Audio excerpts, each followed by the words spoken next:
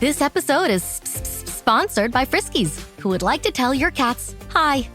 Now, if that didn't get your cat's attention, there is one thing that always does the trick. Just pour some Friskies crunchy food in the bowl and you'll hear those paws come running. Works every time. With so many Friskies choices, you can always bring your cats running from their secret napping spots. There's always more to explore. See for yourself at Friskies.com or visit your local store.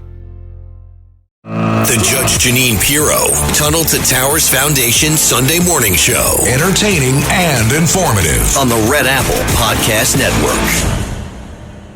This is Joe Concha, as the voice of God just told you, and we have our first very special guest on today, a former Jayhawk, Rock Chalk Jayhawk, so we're talking to a Kansas guy here. And he's also the CEO of AM National and Voter Gravity. Let's bring in Ned Ryun. Ned, how are you? I'm doing well. I appreciate the shout-out for those Jayhawks, although I have to tell you, Joe, yes, a little bit of a tough year on the basketball front, but we'll be back. Have no fears. That's the thing. Like, people have to understand that Kansas basketball is like Yankee baseball. If you do not win a championship or at least get to a Final Four, that's considered a big disappointment. So I could talk college basketball all day. Yeah, it's quasi-religion from where I come from. But yeah, we have other things to discuss. This is true. This is true. But I do have on my bucket list to get to Allen Fieldhouse just once in my life, but that may be a tough flight. Anyway, so, it's the big question, I guess. It's not big per se, because I don't think in the end it affects the big, beautiful bill. But this spat between Elon Musk and Donald Trump is, I was at Fox News yesterday, headquarters in New York, and I got hit by 2 champagne corks coming out of 30 Rock from MSNBC. They couldn't be happier about this. They have wanted this forever, right? This fight that we all knew was going to happen eventually, because you got two very powerful people, very strong opinions. The way I saw it, and let me get your thoughts right after, and I'll do this in 10 seconds. Elon Musk was like a petulant teenager with an itchy Twitter finger who completely instigated this for days, and Trump showed relative restraint, like not firing back as he always would, and Musk could have just very easily picked up a phone and talked to the president. God knows he has a direct line, and instead he took this public, and I think that's what puts him in the wrong. And I think ultimately, once Tesla stock took a total tumble on Thursday, he realized what he did was wrong, and I have a feeling that this will only push Republican votes from the Senate to the bill. So ultimately Trump wins here, maybe not the rhetorical battle, but the ultimate battle. Well, first of all, I think Elon is just completely off on everything regarding the big, beautiful bill. I think, first of all, what he did yesterday, rage posting, I want to say rage tweeting, but it's now rage posting on X and going after Trump in a very personal way, not a substantive way, was not beneficial to him. I do think that Trump showed tremendous restraint, but the argument I'm making, I'm actually doing a piece for Real Clear Politics that should go today or tomorrow on the big, beautiful bill, Joe, is this. Republicans get to pass this bill. And the reason I say that is this is making Trump's tax cuts permanent. Okay? If you don't pass this bill, guess what happens? According to Russ Vogt, 60% tax increase. According to Trump's, maybe up to 68%. And Russ Vogt, who's head of OMB, said it could trigger a recession. Now, for that one reason alone, Joe, going into a midterm election, Republicans get to pass it or they're going to get slaughtered. Yep. But the other argument I'm making, this is one of the most important structural change bills we've seen, especially in regards to immigration. Think about where we were in the first term with Trump. We couldn't even get $25 billion for a southern wall. Now we have $175 billion for no less than 1 million deportations a year, doubling ICE detention facilities, 10,000 new ICE agents, and 701 miles of the southern border wall. And the reason I'm making the argument about structural changes is this. Estimates show about $150 billion is what illegal immigration costs the American taxpayer every year. If we can solve this problem and actually deport most of the illegal aliens that should not be here, potentially, and again, this is all theoretical, you could be saving over $1 trillion in the next decade by simply solving that problem of illegal immigration. So between the tax cuts and illegal immigration, I don't think Republicans really have much of a choice, and I appreciate the Ron Johnsons of the world and the Rick Scotts who are having, we want to be able to trim this bill a little bit on spending. Go ahead and make a few tweaks. And then you guys are going to pass the bill. You're going to reconcile it with the House version, and then you're going to send it to Trump's desk, and he's going to sign the bill, and the Republican Party will be better for it, and the country as a whole will be much better for it as well. It's a great argument, and it's so true, and we're talking to Ned Ryun. As far as the benefits from this bill clearly outweigh the cons, and there are cons. By far. Yeah, this is not 1994 where Newt Gingrich had something like a 40-vote majority in the House, right? Exactly. You have a 1-vote majority, basically, because Thomas Massey is a perpetual no on these things. But in the end, I mean, when you talked about securing the border, it supports our military. It continues the Trump tax cuts, which is probably the most important part of this, because if it does not, that is a huge tax increase for everyone, and that's never popular from a political perspective. And it does reduce spending. Now, does it reduce it to the levels that some want? No, but if you go too far with that, then out the other end you lose votes and it doesn't pass. So politics is the art of the possible. Trump understands that. I don't think Elon Musk does. But I want to make a few more points here. Included in this bill, as it now currently stands, $1.6 trillion in mandatory savings. Then, and again, I'll be the first to tell you, we actually have to have a conversation about spending. But this is a reconciliation bill. This is not a budget bill. We could have that conversation when we get to a budget bill. Explain to the 4-year-olds out there like me the difference between the two. I know the difference, of course, mandatory and discretionary, but I'll let you take it. But just through the point I want to make on this, and this is one of the important political points, through the reconciliation process, guess what? We don't need 60 votes. We can pass this with a simple Republican majority. And I'm telling you, Joe, a bill like this, I did not think was possible in my lifetime, especially in regards to immigration reform. And to have this process by which we can pass with a simple majority, we just need 50 Republicans to step up to the plate, and JD can walk in and be the tie-breaking vote. But the point I want to make is this. People that are concerned about spending, I get it. I'm for it.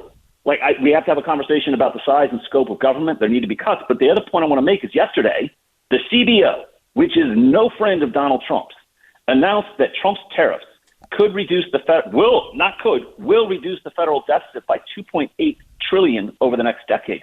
You got the 1.6 in mandatory spending savings. You've got the 2.8 in deficit reduction through the tariffs.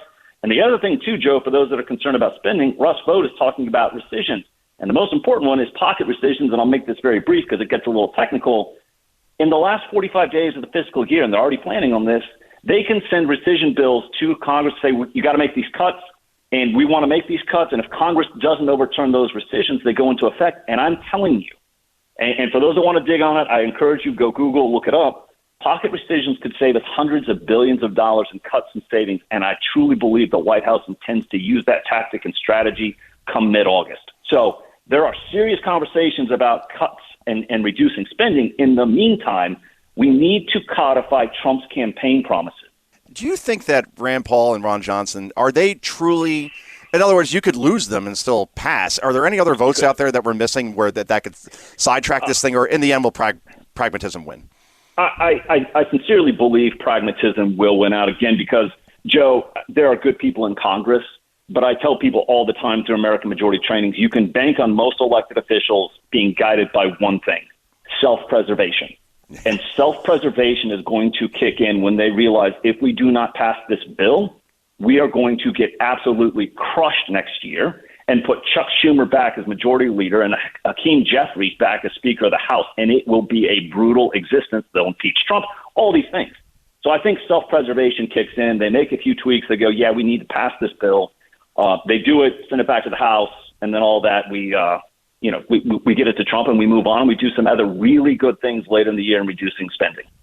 And that would come within discretionary cuts, right? That's where DOGE kicks in, Ned? That's where DOGE kicks in. That's where Russ Vought and OMB, they've got this rescission package and people are like, it's only $9 billion, Ned, to start.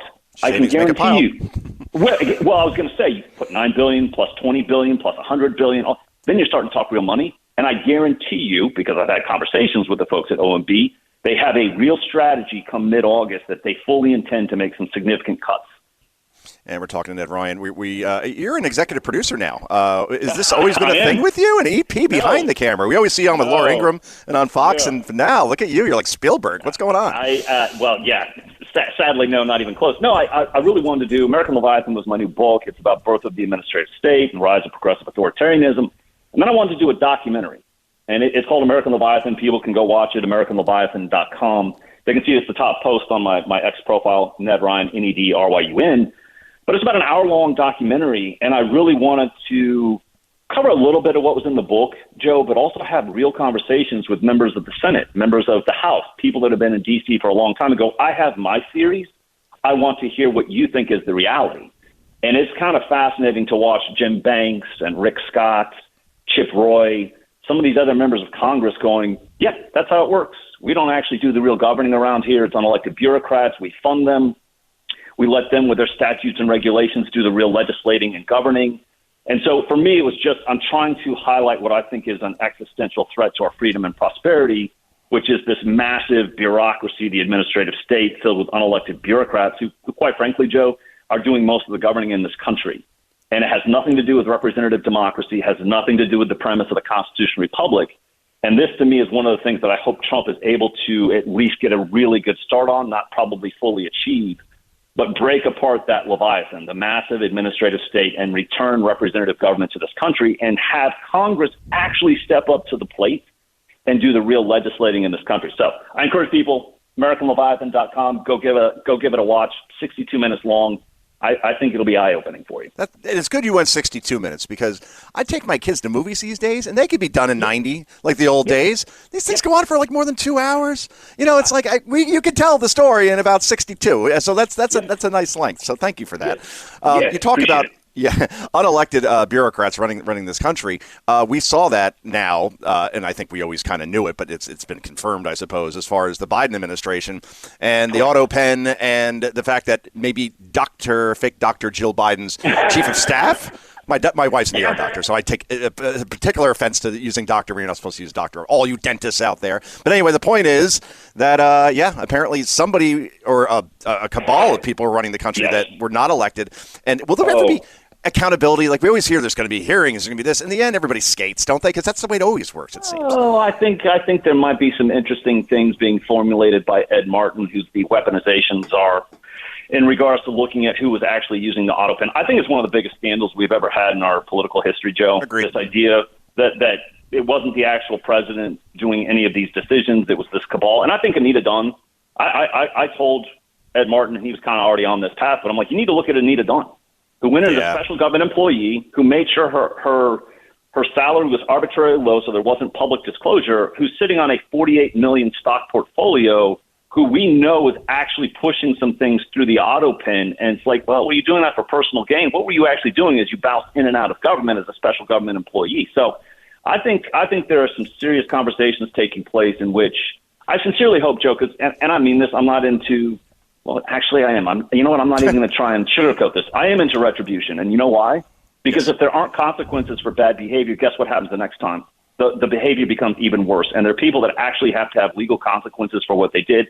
Not only with this, Russian collusion, all those other things, until there are actual consequences, people actually go to jail, they're prosecuted, all these things, you can bank that the next time they happen to get political power, whatever they have done in the past will pale in comparison to what they'll do in the future, unless there are consequences. And so you have to have restoration of the rule of law and consequences to set things right. And I think people are going down that path, and I hope they take it all the way. Thank you for joining us, and we'll talk to you again soon. I appreciate it. Thanks, Joe. This is the Judge Jeanine Tunnel to Towers show. Back with more in just a moment. Americans love using their credit cards, the most secure and hassle-free way to pay. But D.C. politicians want to change that with the Durbin-Marshall credit card bill. This bill lets corporate megastores pick how your credit card is processed, allowing them to use untested payment networks that jeopardize your data security and rewards. Corporate megastores will make more money, and you pay the price. Tell Congress to guard your card, because Americans lose when politicians choose. Learn more at guardyourcard.com.